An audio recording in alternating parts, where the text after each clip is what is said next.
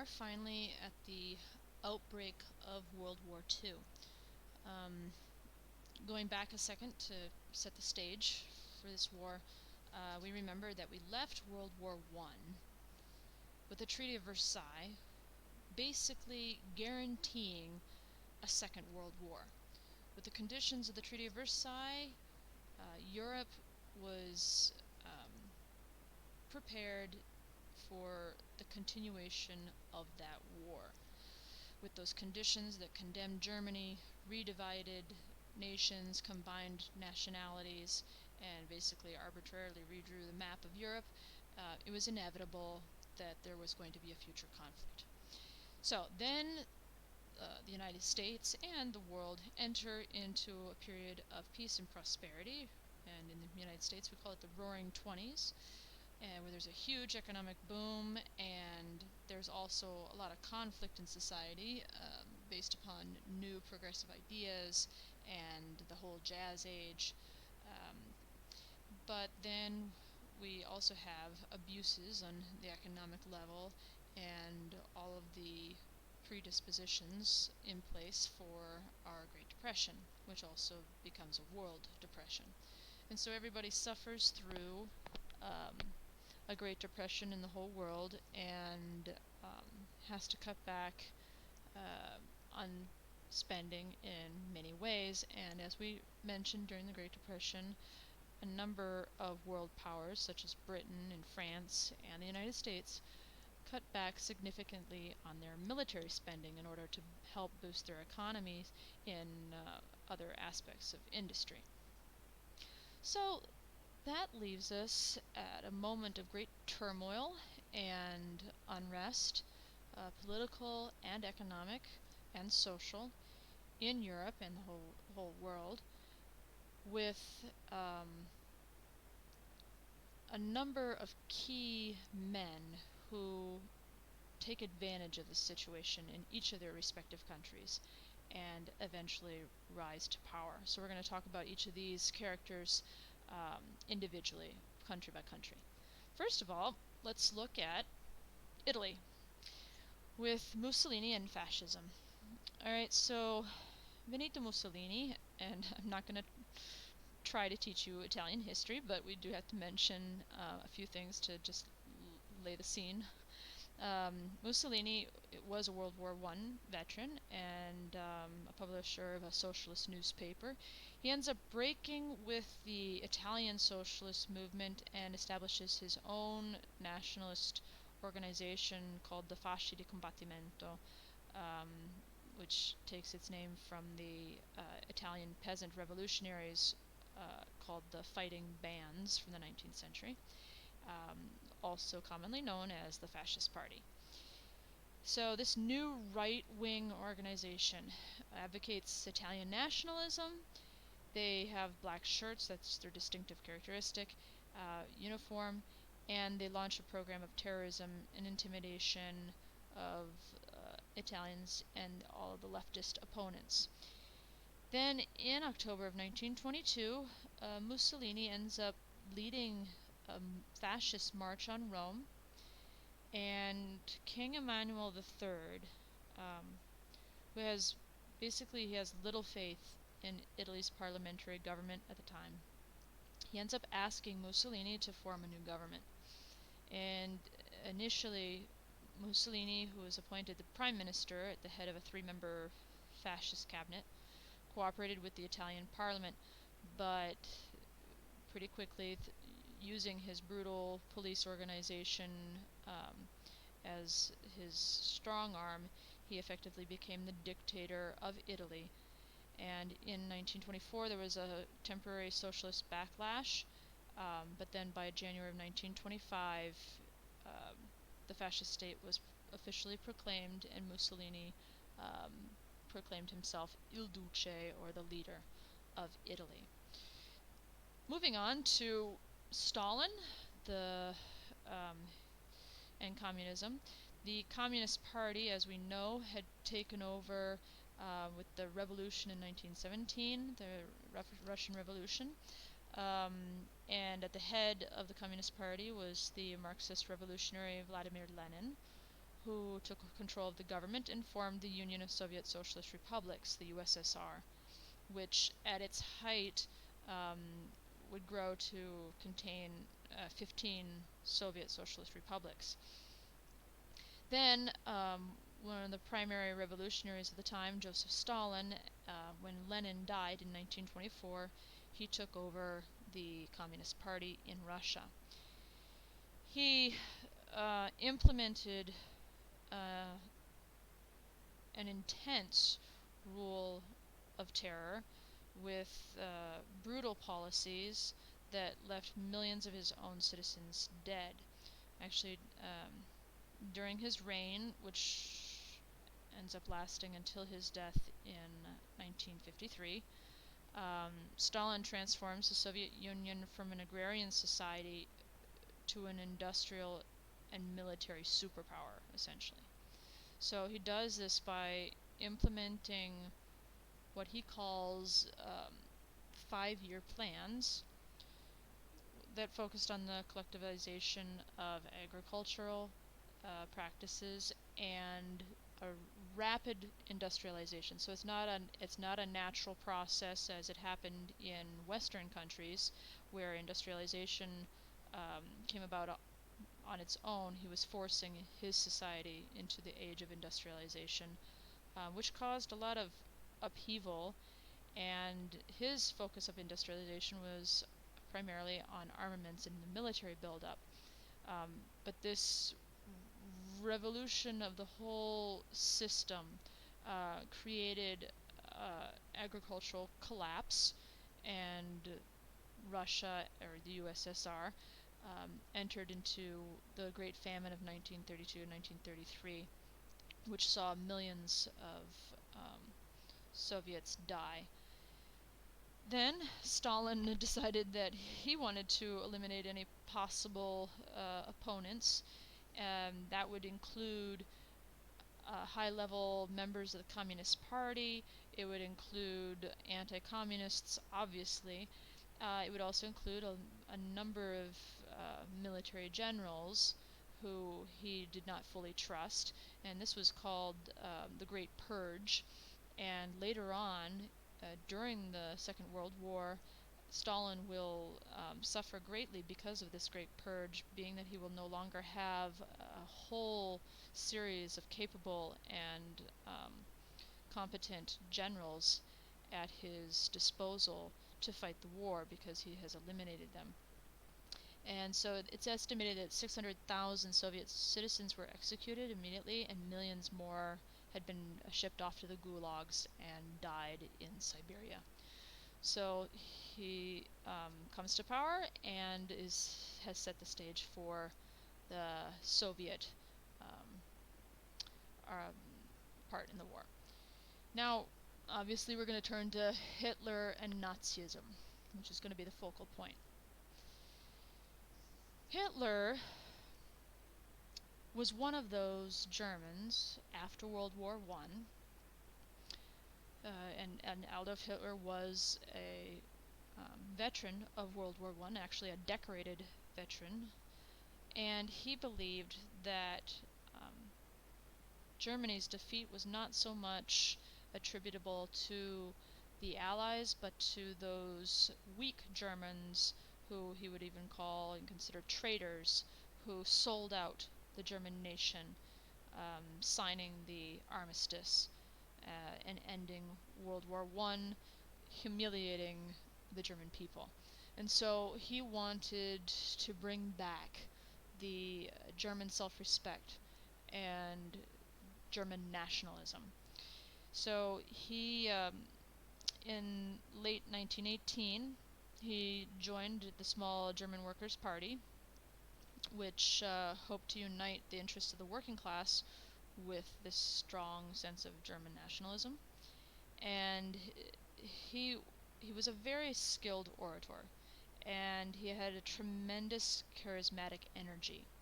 If you ever see any of his speeches, he's almost so exaggerated that it seems at times, if you didn't know who he was, you'd almost think he was like a clown, because of how exaggerated his enthusiasm is and his charism. But anyway, it helps to propel him, these characteristics help to propel him into the high ranks of the party. And he finally leaves the army and takes on propaganda efforts in favor of uh, the National Socialist German Workers' Party. In 1923, he led this party and its members in what we now call the Beer Hall Putsch to Munich.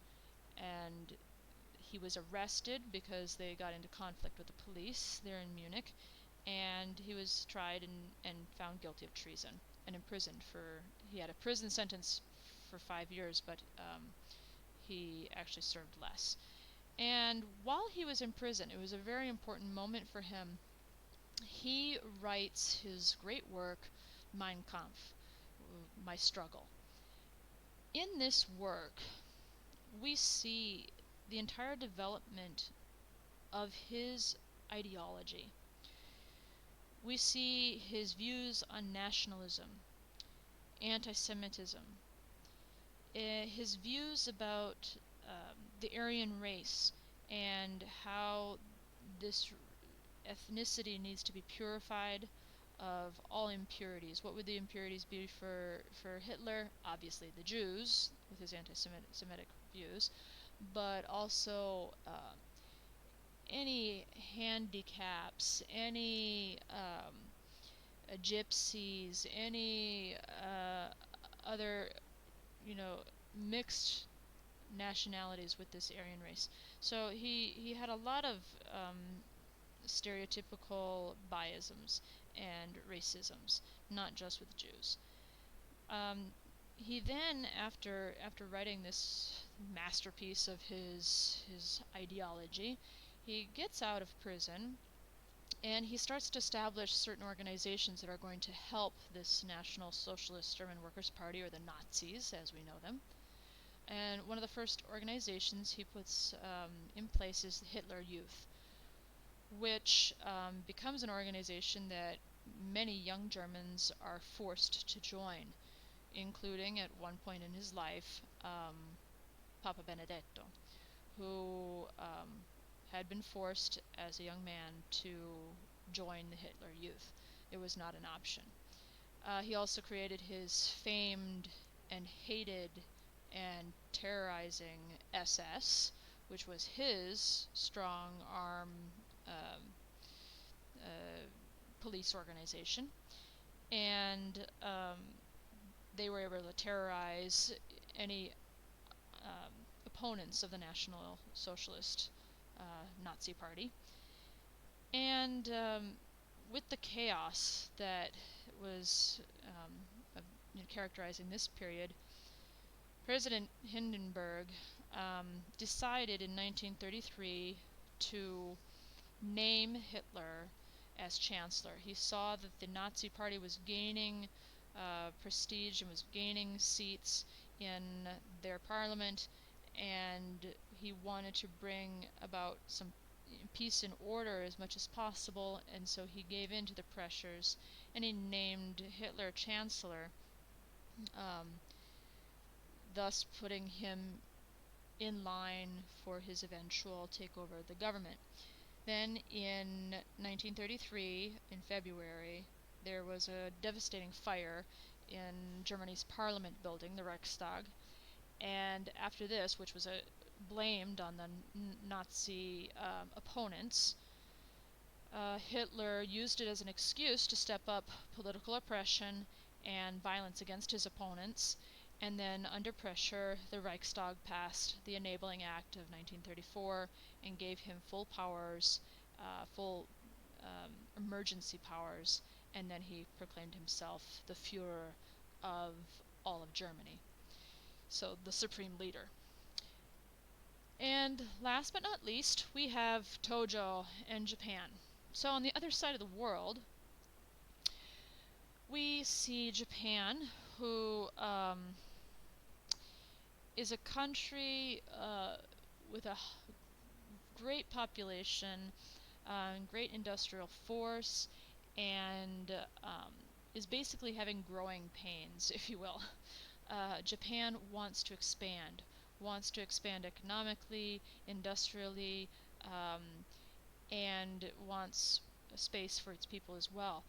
And so they're looking for space to expand physically, and also places that will be able to give them the necessary natural resources that they, as a small little island country, lack for their industry. So in 1937, Hideki Tojo, who was a veteran himself of World War I, so everybody comes out of the World War I scenario, and he's a fierce warrior, greatly respected by his people.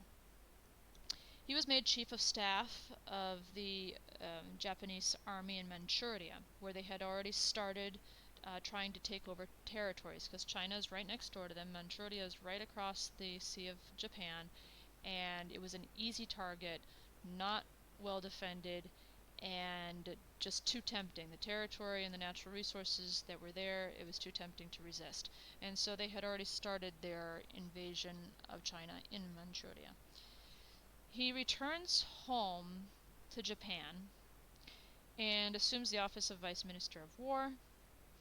He gets into conflict with the Prime Minister, Prince Fumimaro Konoye, and who wants to demilitarize the politics of Japan. What does that mean? It means Japan effectively at that time was being politically ruled by the powers in the military. And the Prime Minister didn't believe that this was in the best interest of Japan.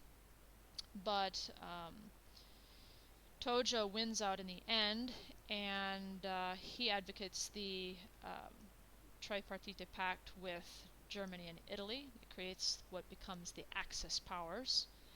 And he ends up taking over other roles in the government. As well as being Prime Minister, he maintains his old roles, and he also takes on the offices of Minister of Commerce and Industry. So essentially, he becomes the economic, political, and military leader in Japan. They still have their emperor, who they consider as a god, but the effective leader is Tojo. He basically is a dictator. And so he leads Japan into a new order in Asia, in the governing of Asia, and he supports the invasion of China, the rape of Nanking, which is the destruction of the whole city, and the bombing of Pearl Harbor, which will bring the United States into the Second World War.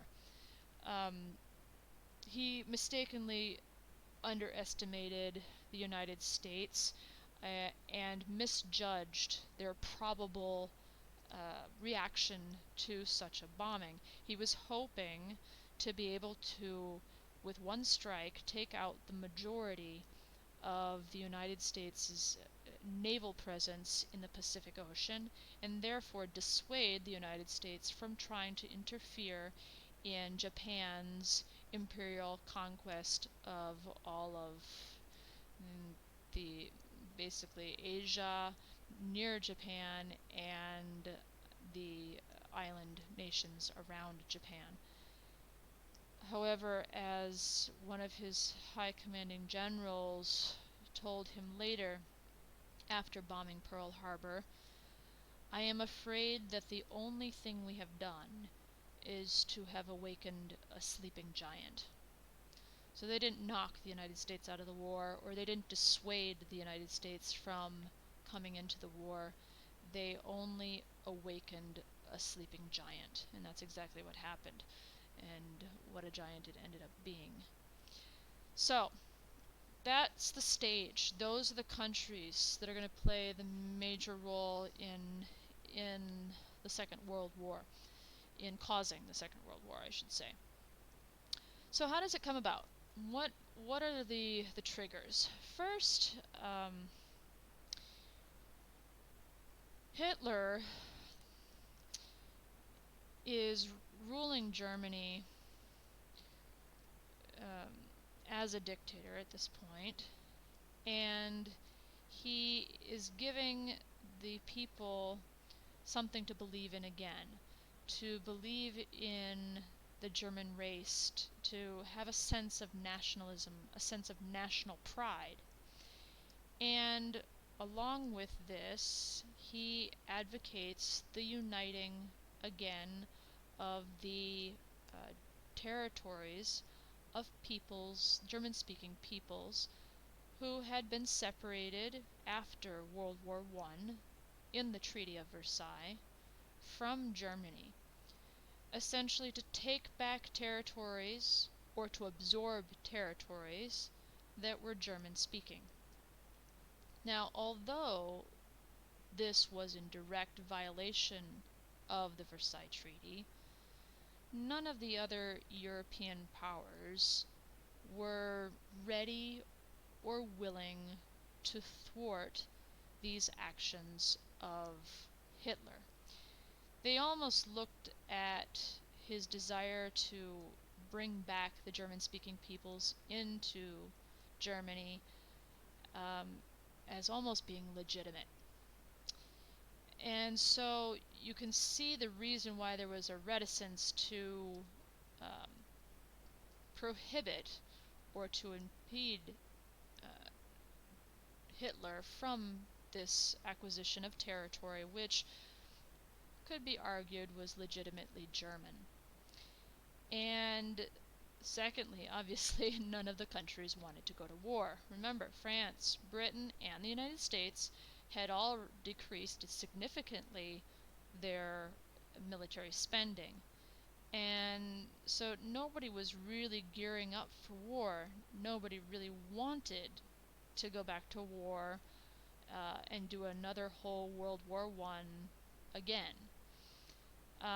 Whereas Germany had been gearing up for war, and Hitler had secretly been building up the army, creating an air force, creating a navy. If we remember correctly from the Treaty of Versailles, he was not allowed to have any of these things. His army was very limited. The Rhineland could not have any sort of military force present there.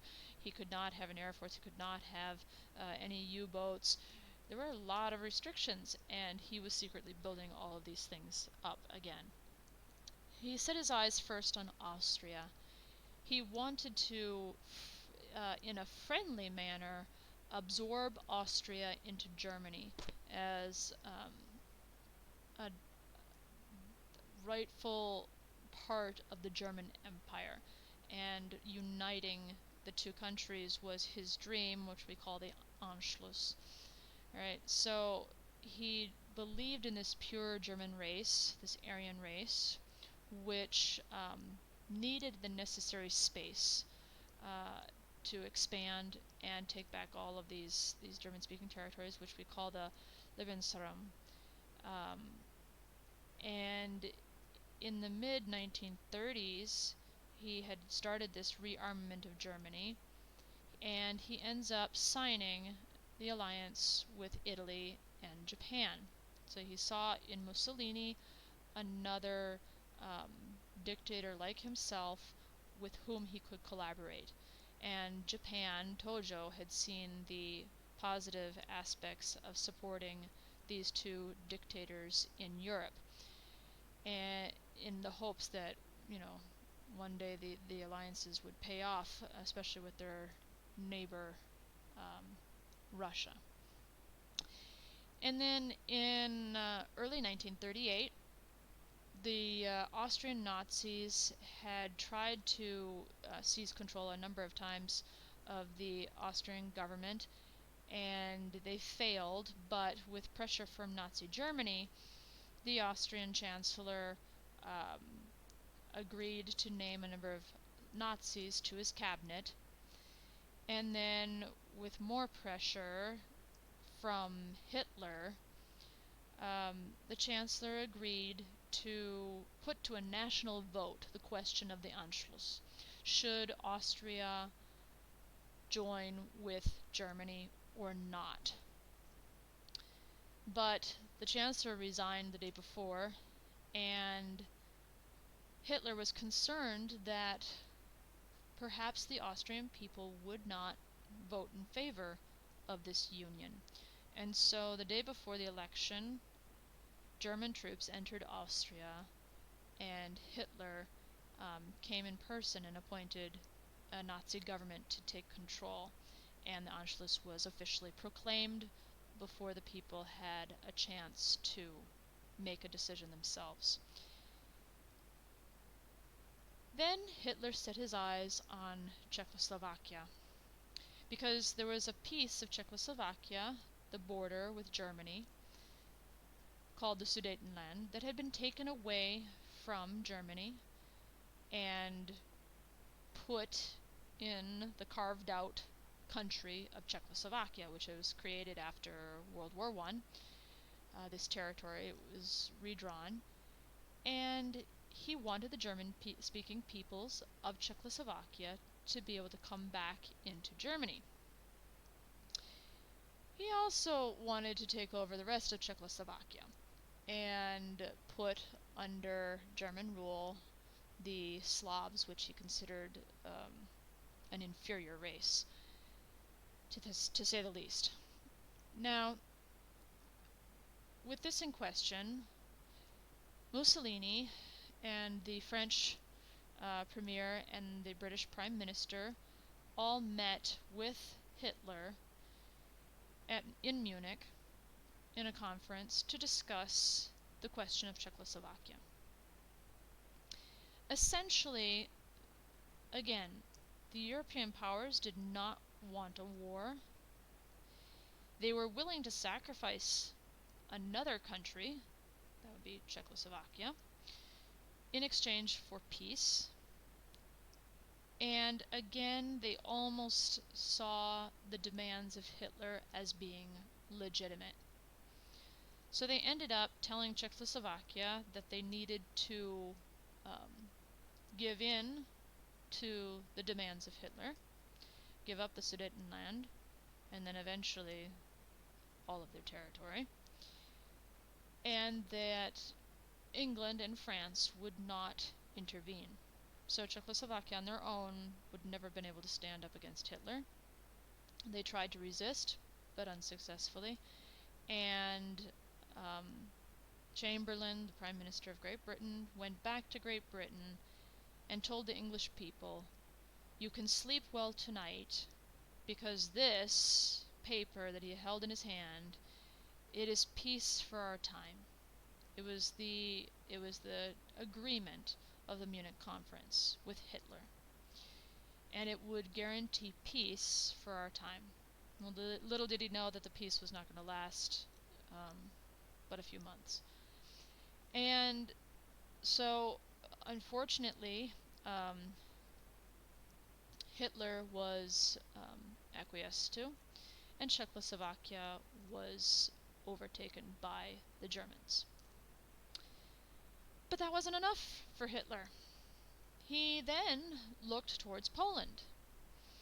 And he said, now, Poland, after World War I, was given a strip of land, which is called the Polish Corridor, and you can see it there on the map, the upper map, near the Baltic Sea, which allowed Poland to have an outlet to the sea at Danzig. Hitler wanted Danzig back. He wanted to reunite East Prussia and Germany together. And in order to legitimize his invasion of Poland, he staged a phony invasion of Germany. He dressed up some of his men in Polish uniforms, and they attacked certain German outposts, and then they left certain prisoners shot on the border in Polish and German uniforms to fake a little battle. And nobody believed this phony invasion, but he used it as the excuse, essentially, to invade Poland. And on August 31st, 1939, Germany invaded Poland, and Poland was not at all prepared for a war, a modern war. Their machinery was old, their army was not well built up. There are even tales of the fact that the Polish army rode on horseback with lances to fight against the tanks of Hitler. Now, some people say that this is fictitious, but anyway, they still were using horses, as were the Germans actually. At the beginning of World War II, they were still using horses, but essentially, it's just well known that the Polish army was not at all at the same level as the German army that was invading with full force. And the Germans used a new tactic which had not been employed before. Maybe remember in World War I, we had the famous trench warfare.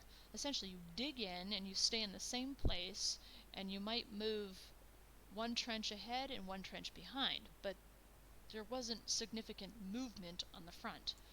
Now the Germans employ what they called the Blitzkrieg, or the lightning war, in which they advance very quickly, mostly with tanks.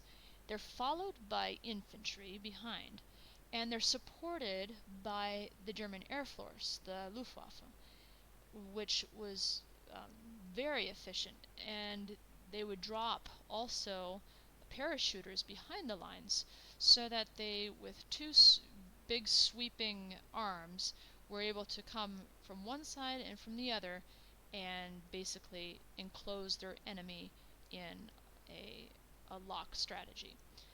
And so they invade actually on September 1st. They invade Poland, and Britain and France had declared that they would support Poland if Poland was invaded.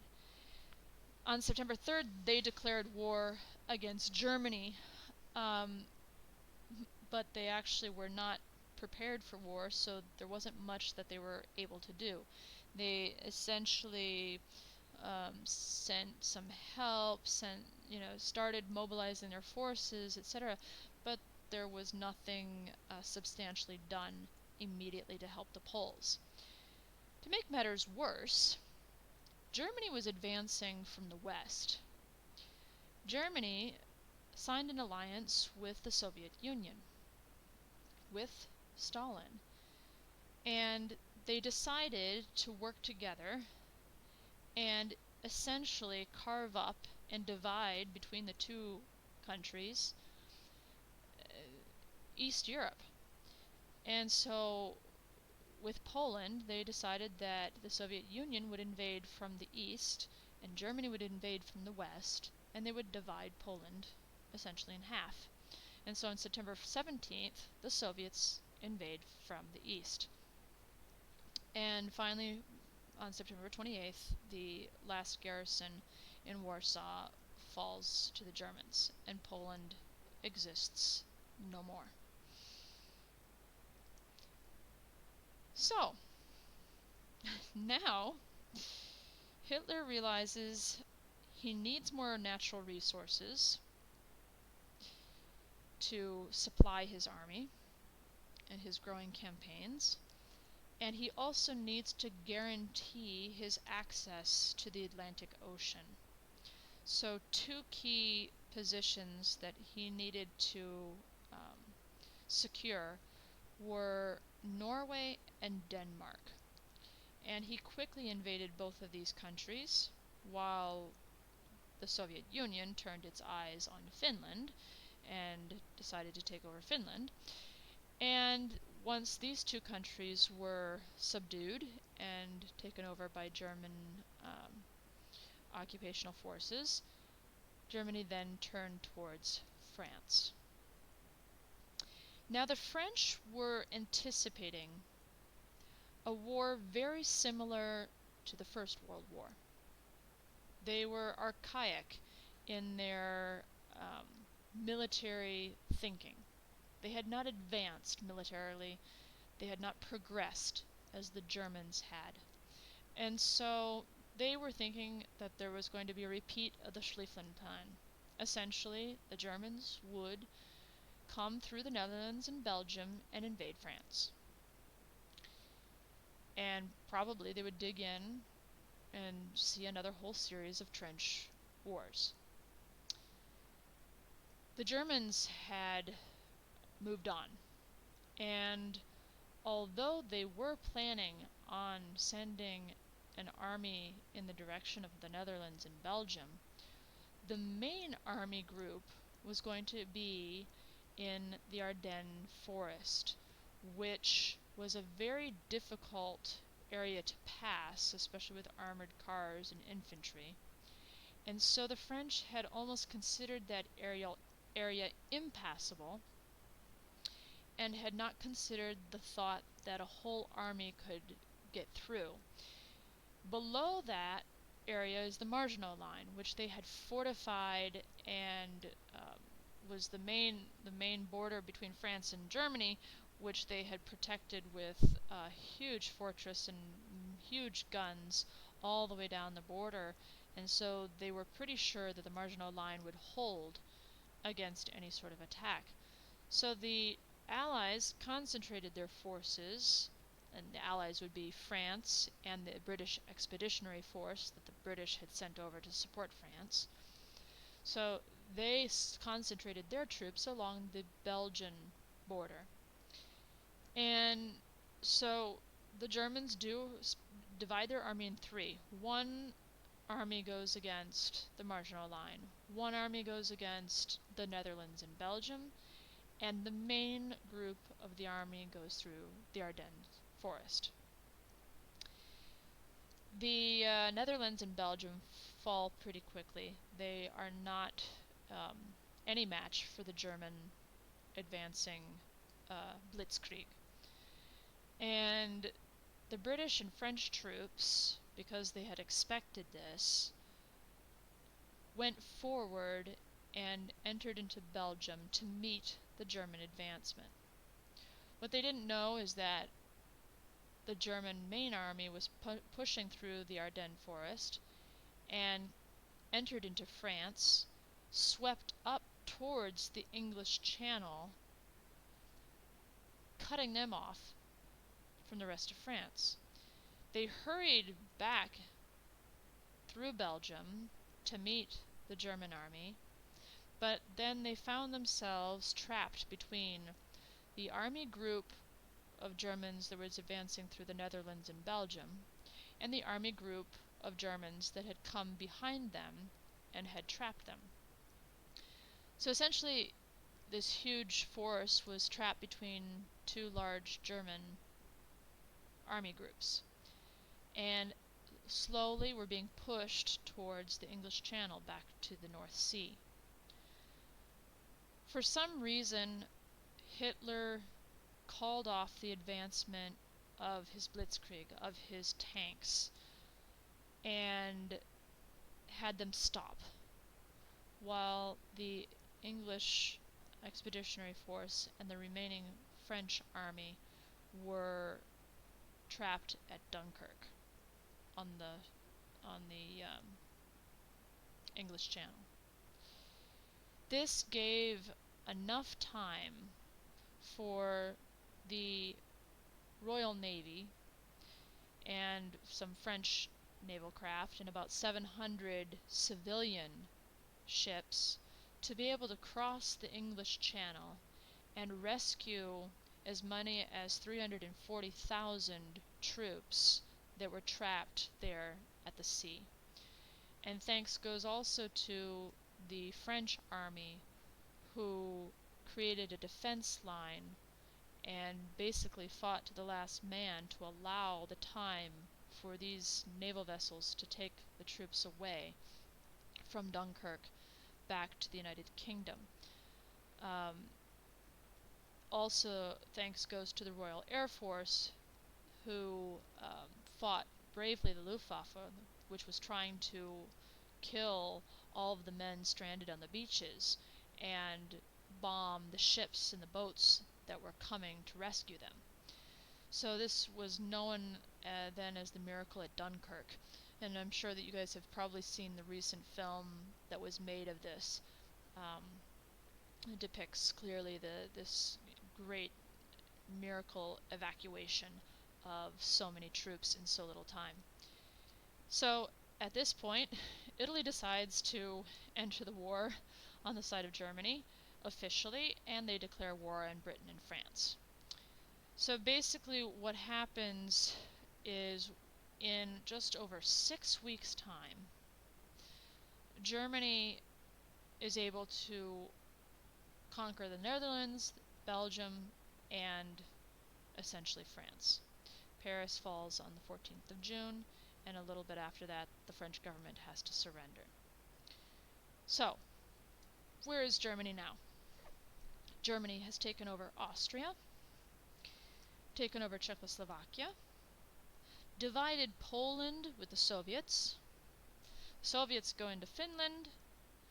Hitler takes over Norway and Denmark, then sweeps through the Netherlands, Belgium, and conquers France. So, I'm going to leave you with this video here and pick up with another video so that they're not too heavy when I have to upload them to the site. So we'll pick up from here um, with now the Battle of Britain. Alright, I put in a little slide there that shows you some of the details of Dunkirk. So we'll go on from the Battle of Britain.